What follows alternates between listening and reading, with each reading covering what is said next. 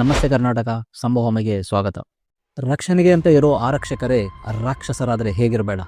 Arrest ಆದ ತಂದೆ ಮಗ ಸ್ಟೇಷನ್ ಒಳಗಡೆ ಹೋಗ್ತಾರೆ, ಆದರೆ ಹೊರಗೆ ಬರೋದು ಶವವಾಗಿ.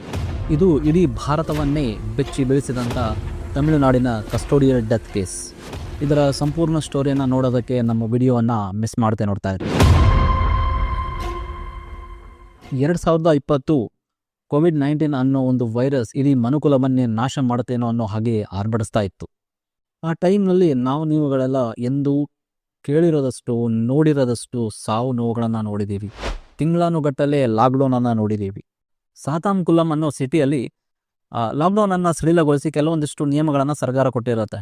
ಜಯರಾಜ್ ಮತ್ತು ಅವರ ಮಗ ಬೆನಿಕ್ಸ್ ಅನ್ನೋರು ಚಿಕ್ಕ ಮೊಬೈಲ್ ಶಾಪೊಂದನ್ನು ನಡೆಸ್ತಾ ಇರ್ತಾರೆ. ಅವತ್ತವರು ಲಾಕ್ಡೌನ್ ಏನು ಸಮಯವನ್ನು ಸರ್ಕಾರ ನಿಗದಿ ಮಾಡಿರುತ್ತೋ ಅದಕ್ಕಿಂತ ಹೆಚ್ಚಿಗೆ ಟೈಮು ತಮ್ಮ ಅಂಗಡಿಯನ್ನು ಓಪನ್ ಇಟ್ಟಿದ್ರು ಅಂತ ಅಲ್ಲಿ ಪೊಲೀಸರು ಅವರನ್ನು ಕೇಳೋದಕ್ಕೆ ಅಂತ ಬರ್ತಾರೆ. ಈ ಟೈಮಲ್ಲಿ ಏನಾಗುತ್ತೆ, ಜಯರಾಜ್ಗೆ ಮತ್ತು ಪೊಲೀಸರಿಗೆ ಸ್ವಲ್ಪ ವಾಗ್ವಾದ ನಡೆಯುತ್ತೆ. ಇದನ್ನು ನೋಡಿದಂಥ ಅವರ ಮಗ ಬೆನಿಕ್ಸ್ ಏನು ಮಾಡ್ತಾರೆ, ಪೊಲೀಸರೊಂದಿಗೆ ಮಾತಾಡೋದಕ್ಕೆ ಅಂತ ನಿಲ್ತಾರೆ. ಸೊ ಈ ವಾಗ್ವಾದ ನಡುವೆ ಪೊಲೀಸರಿಗೆ ರಿಟರ್ನ್ ಮಾತಾಡ್ತಾರೆ. ಪೊಲೀಸರಿಗೆ ಇವರು ಕ್ವಶನ್ ಆಗ್ತಾರೆ ಅಂತ ಹೇಳ್ಬಿಟ್ಟು ಇವರು ಪೊಲೀಸರಿಗೆ ಎದುರು ಮಾತಾಡ್ತಿದ್ದಾರೆ ಅಂತ ಹೇಳ್ಬಿಟ್ಟು ಸಾತಾನ್ಕುಲಂನ ಪೊಲೀಸರು ಏನು ಮಾಡ್ತಾರೆ, ಅವರಿಬ್ಬರನ್ನು ಅರೆಸ್ಟ್ ಮಾಡಿ ಸಾತಾನ್ಕುಲಂ ಪೊಲೀಸ್ ಸ್ಟೇಷನ್ಗೆ ಕರ್ಕೊಂಡು ಹೋಗ್ತಾರೆ. ಸಾತಾನ್ಕುಲಂ ಪೊಲೀಸ್ ಸ್ಟೇಷನ್ಗೆ ಕರೆದುಕೊಂಡು ಹೋದ ನಂತರ ಇಲ್ಲಿ ನಡೆಯೋದು ನಿಜಕ್ಕೂ ಭಯಾನಕವಾದಂಥ ಘಟನೆ. ಅಲ್ಲಿ ಸುಮಾರು 10 ಜನ ಪೊಲೀಸರು ರಾತ್ರಿ ಸಮಯ 7:30-8 ಗಂಟೆ ಮೇಲೆ ಸ್ಟೇಷನ್ಗೆ ಅಪ್ಪ ಮಗನನ್ನು ಕರ್ಕೊಂಡು ಹೋಗಿದ್ದಾರೆ.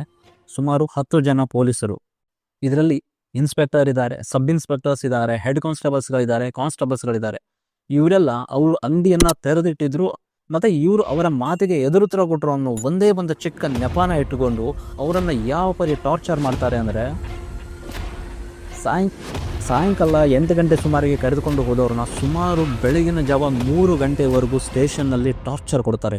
ಅವರಿಗೆ ಸಿಕ್ಕಾಪಟ್ಟೆ ಹೊಡಿತಾರೆ. ಅಲ್ಲಿ